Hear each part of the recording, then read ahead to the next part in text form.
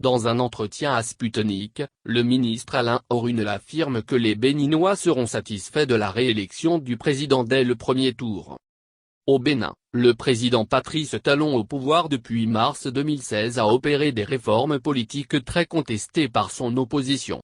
Pour le porte-parole du gouvernement, ces réformes développent plutôt le pays. Dans un entretien à Sputnik, il affirme que les Béninois seront satisfaits de la réélection du président dès le premier tour. Au Bénin, la campagne électorale est officiellement ouverte depuis ce 26 mars 2021. En vue du premier tour de la présidentielle, quelques 5,5 millions de Béninois sont appelés aux urnes pour élire, le 11 avril prochain, dans le cadre d'un ticket, un président et un vice-président. Il s'agit de l'une des réformes institutionnelles opérées durant le mandat du président Patrice Talon, 2016-2021, et décriée par l'opposition.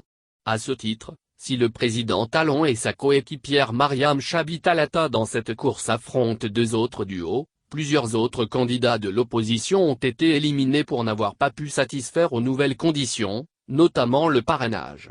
Ces réformes controversées, ajoutées à des poursuites pénales engagées contre des opposants, qui ont été embarqués dans des affaires de corruption et même de terrorisme, ont créé un climat politique très tendu, au point que des appels au calme et au dialogue fusent depuis plusieurs jours, de l'intérieur du pays comme de la part de partenaires du Bénin. Avocat de carrière, Alain Orunel est titulaire du Marocain de la communication et des postes depuis 2016 et à ce titre, il est également le porte-parole du gouvernement béninois. Dans un entretien avec Sputnik, il aborde amplement le sujet des élections. Il revient également sur les réformes opérées par le président Talon qui, estime-t-il, ont propulsé le développement du Bénin. Les Béninois en sont même satisfaits et le démontreront à la présidentielle du 11 avril prochain par un vote massif en faveur du duo Talon-Talata. Sputnik, la campagne électorale a démarré dans un climat politique tendu. L'Union européenne a appelé le gouvernement à privilégier le dialogue. Ce même dialogue auquel l'ex-président Yahya Boni a appelé il n'y a pas longtemps. Y aura-t-il un dialogue pour désamorcer cette tension? Alain Orunel, au Bénin, le dialogue est permanent. Je dirais d'ailleurs que c'est le credo de notre régime. Le dialogue est constamment entretenu avec ceux qui veulent dialoguer. Ceci étant, je pense qu'il y a des exagérations ici et là. Les quelques confrontations verbales qui se sont produites ne menacent pas vraiment la paix au Bénin. Quant aux mises en garde et les sensibilisations qui sont faites, mises en garde émises par des procureurs contre tout trouble à l'ordre public à l'occasion des élections, NDLR, considérez-les comme des exercices de routine toutes les fois que nous abordons une période sensible comme celle des élections. Pour l'arène des élections, la présidentielle, le protocole a été activé juste pour apaiser les sources de tension, inviter les uns et les autres à la retenue et éviter justement de tomber dans des dérapages lorsque l'on harangue les foules, ou lorsqu'on fait la promotion de son candidat. Donc rien de plus. Ne pensons pas qu'il y a péril en la demeure même si nous sommes prudents et vigilants en encourageant ces opérations de sensibilisation. Sputnik, vous dites que le dialogue est permanent. Mais peut-être pas avec les principaux adversaires du président? Alain Orunel, mais, qui sont-ils? Moi, je ne sais pas. Nous avons des lois que tout le monde reconnaît. Il y a eu dans le cadre de la présidentielle des dépôts de candidatures et certaines n'ont pas été admises parce que ne remplissant pas les critères fixés par la loi. 3 duos ont été retenus, un de la mouvance présidentielle, et 2 de l'opposition.